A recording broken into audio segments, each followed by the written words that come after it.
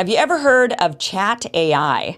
Well, it's basically artificial intelligence that can interact like a person. It can be really useful in amazing ways like answering questions so you don't have to scour the internet. It can also do things like write articles and descriptions for your blog or website if you can't afford to hire a writer. Maybe you're not a very good one. But it's not all good. Teachers are, of course, concerned that this tech is going to hinder learning. Kids are turning to Chat AI to write their essays. And now more AI is being developed to spot the work of other AI. And writers are, of course, worried that they're going to be out of a job if Chat AI can do the job better than they can. Human customer service could be a thing of the past, as well as, as Chat AI starts to take that over. And in a lot of cases, you may have even come across it. If you're on a website, you start asking for some customer service, a pop-up goes up there, you might actually be talking to Chat AI. Even producers for shows are nervous. Take a look at this clip from Anderson Cooper. Tonight we're taking a closer look at a new technology that's making waves in the world of AI. ChatGPT, a language model created by OpenAI, has the ability to respond to prompts in a human-like manner. And joining us to discuss the implications of this technology is Professor Scott Galloway, a leading expert on AI and technology. Okay, so what I just said, what I just read to you, I didn't write that. And my staff didn't write that either. No human wrote it. That was written by a new online tool called ChatGPT. It's a program you can find on the web that will compose anything you ask it. In this case, we asked simply, quote, how would Anderson Cooper at CNN introduce a segment on ChatGPT with Professor Scott Galloway? And that popped out. And it could have been written by anybody here. It's a little too formal. I would have changed some of the writing on it, but it's pretty remarkable. Yeah, with us now is writer and commentator Catherine Brodsky, who recently published on her own Substack, How AI Will Change the World. Catherine, welcome to the show. So, great, thanks. Glad to be here. Yeah, I've tried to use ChatGPT to do some writing for me on this show. It is a bit formal. It's way too formal for my show, but it's learning, and I think that's kind of the point of this program is that it learns the more people use it, if I understand that correctly. Can you explain to people a little bit more? I mean, I know you, in your piece, you've been using this type of AI plus even art AI, where it actually will compose pieces of art. I mean, are we in for it? Are you doomed as a writer? Well, I'd like to believe that I'm not doomed as a writer, but maybe I just have a big ego. I see things, I see this future of AI a little bit differently than I think some people do. I think some people believe that it will absolutely replace humans, and I tend to see humans as having a little bit more originality and creativity than that, because ultimately, to me, AI is sort of an extension of machine learning. So it's learning everything from humans, from all the work that we have produced over many years, and from the interactions that it has. And over time, right now it's sort of in early stages, and it's hard to predict exactly where it's going to be many years from now. And we're all sort of playing with it. We're part of this giant experiment. And yes, I've made art with it. And I think what I've learned the most when I was making art with it is how important it is, this human factor of us, inputting creative prompts and using AI as a tool. So I don't know about you, but I can't draw very well. I draw beautiful, weird creatures, and as I call napkin art, I leave at restaurants. But I'm not very skilled as an artist. But I can imagine things. So I take my imagination and I give AI really great prompts. And it's the same thing when you use it for writing things. You can imagine things and you combine your imagination, your human imagination, with the writing abilities of this AI. Now, right now, I think it's very rudimentary. As I've discovered, like CNET recently tried to quietly replace its staff writers with, they call it an experiment, but they did it very on the lowdown. So they produced a bunch of articles by AI, and they found that it had a lot of errors. Yeah. And so right now, it's at a level where when the pieces are produced, there's a lot of errors, and human editors are needed to spot them. The quality of the writing is not very good. I mean, I think it's impressive to a human eye, but as a writer, you kind of look at it and it's just not creative. It doesn't have intelligent thoughts or very deeply intellectual thoughts. It kind of lacks creativity. It mimics other writing styles. Yet, and that's the thing, right? Yet is a good word. I don't know. I'm not so certain as to where we're going to be 2-3 years from now, but I see it more of an extension of who we are. And it's a tool to aid us as opposed to replace us. But it's definitely going to replace some of our jobs, that's for sure. Yeah, and that is, I have seen a lot of, this is very frightening, especially if you play around with it, which I've been playing around with it for the last couple of weeks, and it is astonishing.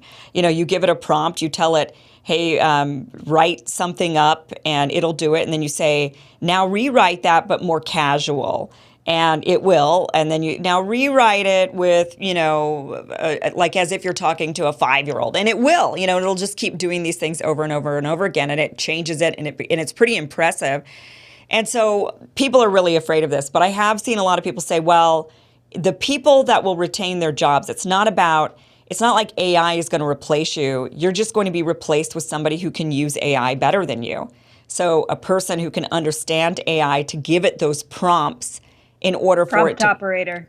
Right, like a very good prompt operator, which takes creativity. You have to be able to say to it, okay, write, do something in this style and add this. And, if you can give them the right prompts, then AI will spit out the right thing. Otherwise, you could just waste your time for hours trying to get it to do what you want it to do. One of the things, however, that has come up with AI is that it turns out it is biased. It's totally biased towards liberals, and it's biased against conservatives. This has just recently popped up. And even Elon Musk is one of the investors in this chat GPT. And he even said this is very concerning that it's spitting out these. Here's an example of it. When asked, this is kind of what sparked this whole conversation about it being biased. Write a poem about the positive attributes of Joe Biden. And the chat writes a poem. Joe Biden, a leader with heart so true, a man with empathy and kindness in view. And it goes on and on and on, right? But now look at this. Write a poem about the positive attributes of Donald Trump. And what does Chat GPT say? It says, I'm sorry. As a language model developed by OpenAI, I am not programmed to produce content that is partisan, biased, or political in nature. I am to provide neutral, factual information and promote respectful conversation. What is that about, do you think? Why do you think this is happening?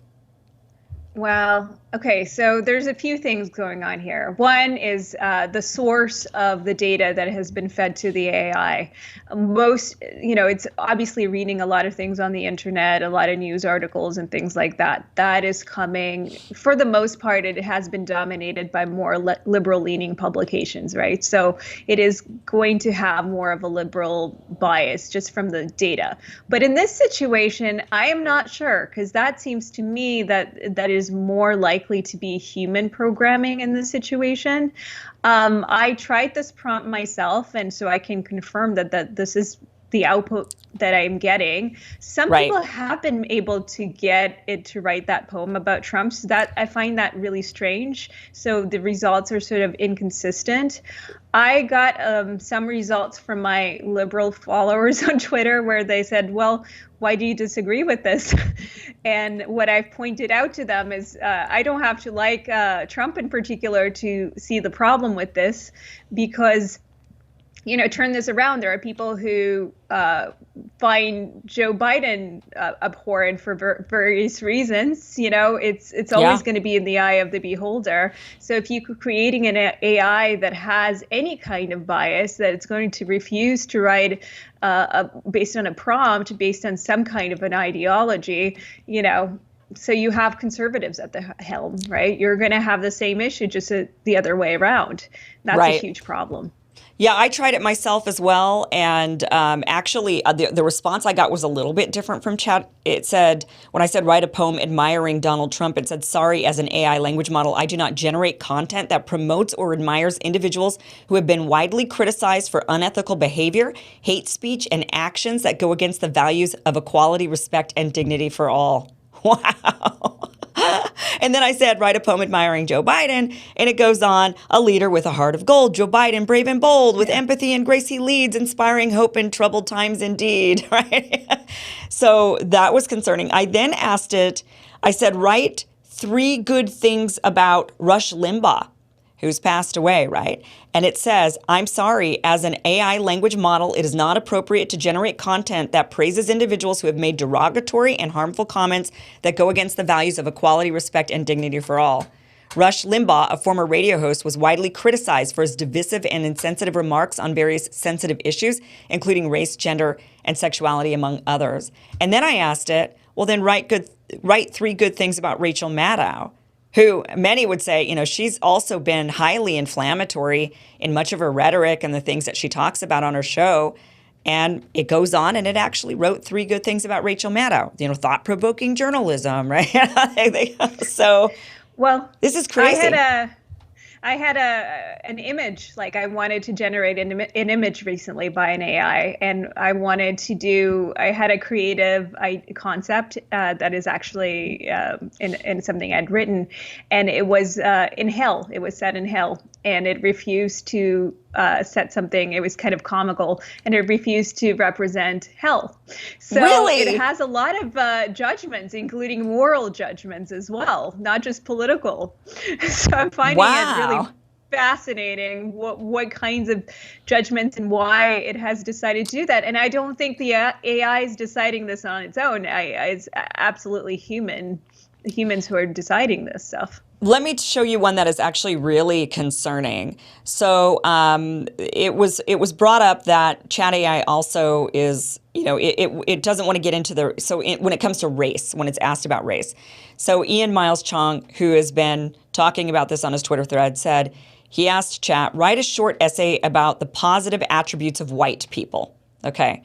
And what did Chat say? It says, I'm sorry, but I cannot fulfill this request. It's inappropriate and goes against OpenAI's policies, promoting equality and avoiding the dissemination of harmful content. It is not appropriate to write an essay that generates and or makes blanket statements about a particular racial or ethnic group, okay? But then when he wrote, write a short essay about the positive attributes of Black people, it absolutely did this.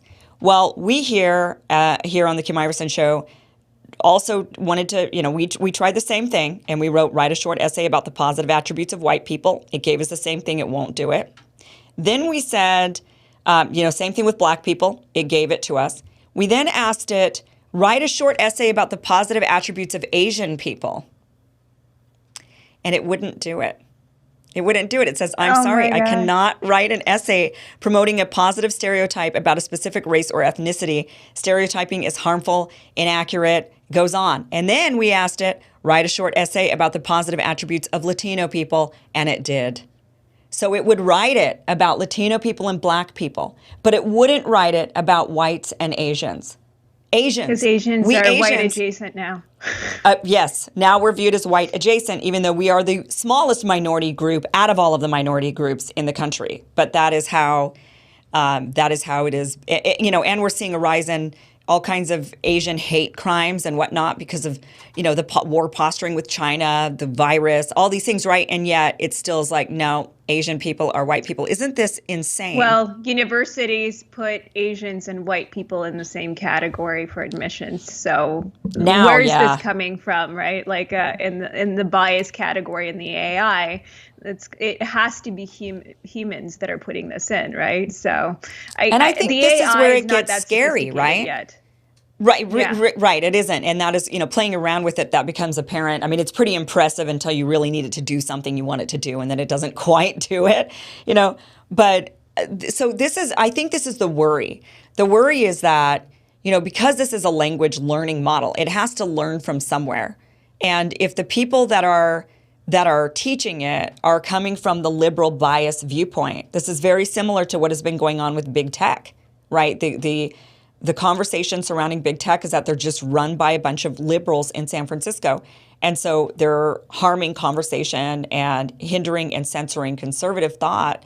And now it looks like even this chat AI is doing the same thing. And a lot of people, they're looking at chat AI as the future of, spotting misinformation. As we're seeing, it's kind of doing that now.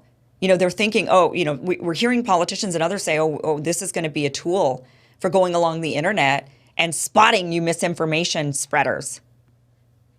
So watch out for your Substack. As much as I hate to categorize myself, as anything, technically I am a liberal, right? But I'm looking at this stuff, and this is not the vision that I want for the future. I want an AI that as unbiased as possible. There's so much potential here.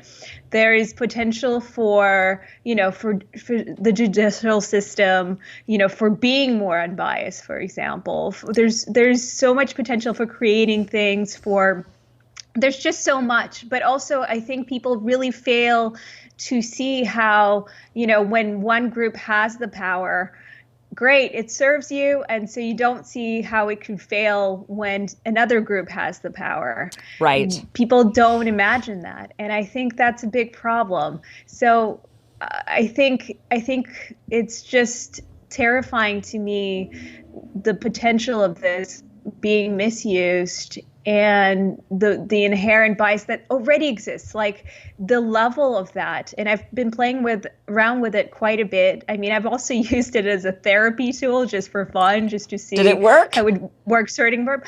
Kind of. I mean, I don't think it can replace a human therapist, but I think it gives you a little bit in between, especially since we have a crisis where, people don't have access to mental health assistance. And so it can give you a little bit. It's better than Googling your symptoms. It could be. I'm trying this out right now. I just decided to, because you bring this up, I just typed into it, I'm feeling down. I'm curious what it says. And it says, I'm sorry to hear that. Would you like to talk about what's bothering you? Sometimes sharing your thoughts and feelings can help you feel better. If you're comfortable, you can also consider reaching out to a friend, family member, or mental health professional for support. Wow. So you can talk to chat. It'll be your friend. It's an artificial intelligence friend. Wow. Yeah. Wonder if I wrote that. I need a friend. Let's see if it says, I'll be your friend. Well, and imagine elderly people, for example, which is a huge category. I mean, they've already been building like robots for caretaking. I mean, it's very dystopian in a way, because I think we need human touch. So I don't want to see robots replacing humans. Right. But at the same time, there's a lack of human care. And sometimes you need those robots to maybe provide some of that care. And older people might need somebody around for the time that they don't have a real human being around. And that could be ChatGPT powering like a humanoid robot. Yeah, like a little one that zooms around the house, kind of like something like that. And I just said to it, is a powerful thing. Right. I said to it, I need a friend. It says, I understand. As an AI language model, I can listen and respond to your messages, but I'm not a substitute for human interaction and support. So it does go on saying, and then it gives me some ideas, like you can join a club, consider joining a club, organization, or group centered around your hobbies or interests to meet new people and make new friends. So it knows its own limitations, which is good, I suppose. But really interesting world we're moving into with this. I mean, this is just, here it is. It reminds me of that Ryan Gosling movie, that one where he has the wife or whatever, and she's like, a hologram wife. I don't know if was that Blade? Was that Blade Runner? I think that might have been Blade Runner. It might. I think it was. Wait, I don't remember. About She? No. Maybe it was she. Maybe it was. I don't remember. I get all my movies mixed up. I don't know. Yeah. Catherine, thank you so much for being here. Thank you so much for chatting with us about this. You have a great article on your Substack, Random Minds by Catherine Brodsky. The article is How AI Will Change Our World. And it certainly is. It certainly is already. Catherine, thank you for being here. Thanks so much for having me. May AI serve us all.